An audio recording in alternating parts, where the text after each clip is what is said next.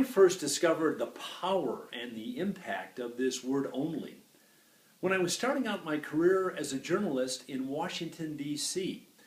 And at the time I had a dream, I had a dream to start an independent radio news bureau. And according to the dream, every time a local mayor would come to town to testify at some hearing, I would be the guy to cover the hearing and then file a report for the hometown radio station. And I would sign off the reports by saying, Fred Burns, WISN Radio News, Washington. So that was the dream. So I climbed into my 1972 Dodge Dart Hemi-Orange Super Swinger Automatic, and I drove around the country, and I knocked on the doors of radio stations offering to be their Washington news correspondent. Well, I would say that about 99.9% of those news directors with whom I spoke said, "Why don't you go away? We're really not interested in this news service idea of yours." But two news directors at two stations, one at KFIZ in Fond du Lac, Wisconsin, the other KOLT in Scottsbluff, Nebraska, those news directors said, "Okay, we'll give you $5 for every one of your stories we use on the air." Well, I was pumped. I was excited. I was in business, So I climbed back into my 1972 Dodge Dart Super Swinger Automatic, Hemi-Orange, of course, and drove back to Washington. And then a funny thing happened. The phone didn't ring, and I became very worried and very broke. It wasn't that I wasn't selling anything, I was selling my furniture, I was selling my refrigerator. And then a friend of mine from journalism school, when I was telling him about the situation, he said, "Why don't you try promoting this independent radio news bureau as the only one of its kind with clients around the country?" I said, "What? Come on.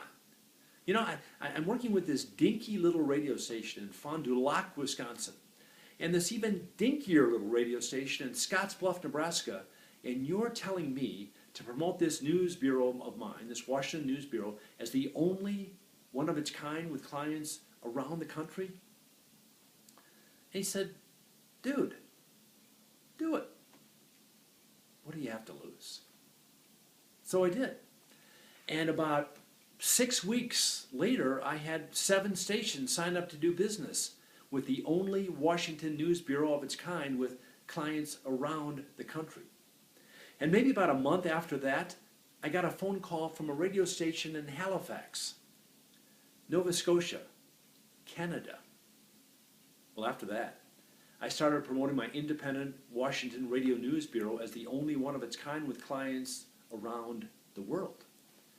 So, I started getting phone calls from Hong Kong and Tokyo and Australia and New Zealand and Dubai. Well, I sold the Burns Bureau back in 1995 to one of my correspondents, and by that time we had served over 5,000 radio stations around the world. If only I had known earlier the power of this word only. But this magnificent marketing word, this brilliant branding word can be misused.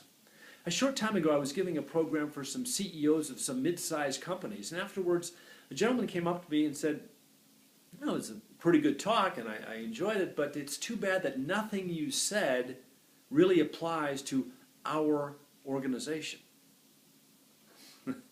I said, "Why?" He said, "Well, you see, we're only a database storage company. We don't really know much about marketing or branding. We're only a database storage company." And I said, "Sir, in all due respect, I think you have that backwards. Don't tell me you're only a database storage company. Begin that sentence by saying, we're the only database storage company which." That's marketing. That's powerful. That's branding. That's powerful. That's the power of that word only.